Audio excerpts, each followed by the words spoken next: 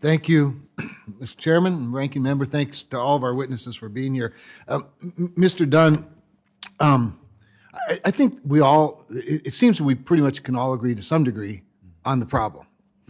I will tell you, in listening to Senator Toomey's questioning, my mind started going down the usual path of what is the ultimate end to the constant government distortion of markets, the sticks and the carrots that seem to just create a higher price and very little in regards to providing more supply. I mean, the biggest problem with inflation, the cause of inflation, is when demand outpaces supply. So we keep incenting demand and don't do enough, in my view, to incentivize supply. And I'm not really sure where it all ends. But one part of that scenario that we don't talk about enough is the cost of regulation.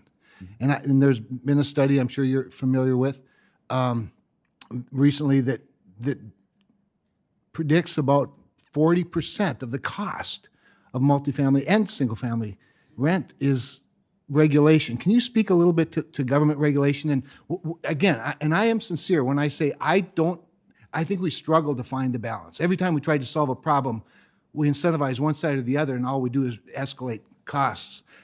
Can you speak a little bit to that imbalance and what's the right balance, if you have a sense of what that might be? Yes, Senator Cramer, and you're correct. The National Home Builders Association, they did do a study, and looking at all levels of government, regulation adds about 40% to the cost of building homes and to the cost of building real estate and developing real estate, and that is directly passed on to the very people we're trying to help.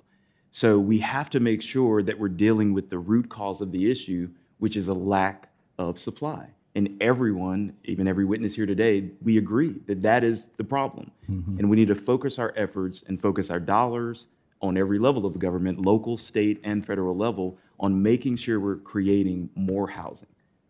And when we create solutions that, in many cases, I even understand why they're being created in the short term to help one side, it doesn't help the problem. And it doesn't solve the problem that we need more housing. We have to make sure there's plans that create more units and not initiatives that pit one side against the other. We have to make sure that tenant-landlord bond, which is sacred, is, has a place to live in this country. Sure.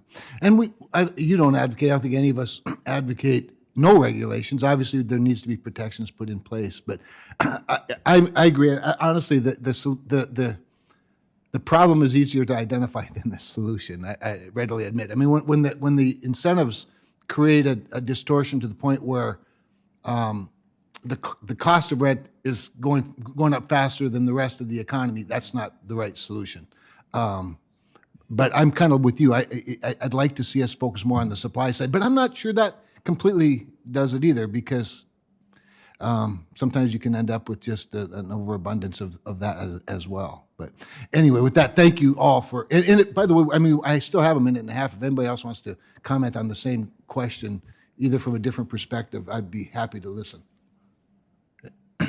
Well, I'd be happy to share that related to regulations or state and local laws, that one of the biggest challenges to increasing affordable housing supply is often restrictive local zoning that inhibits the supply of any kind of apartments, and especially affordable apartments. Mm-hmm. And this drives up costs for everybody, and it exacerbates segregation and other racial disparities.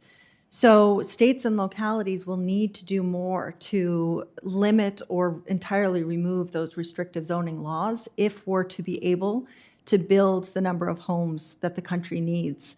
And the federal government can use the levers that it has, primarily in creating incentives or requirements that are tied to federal funding, especially the big pots of funding through the bipartisan transportation infrastructure bill.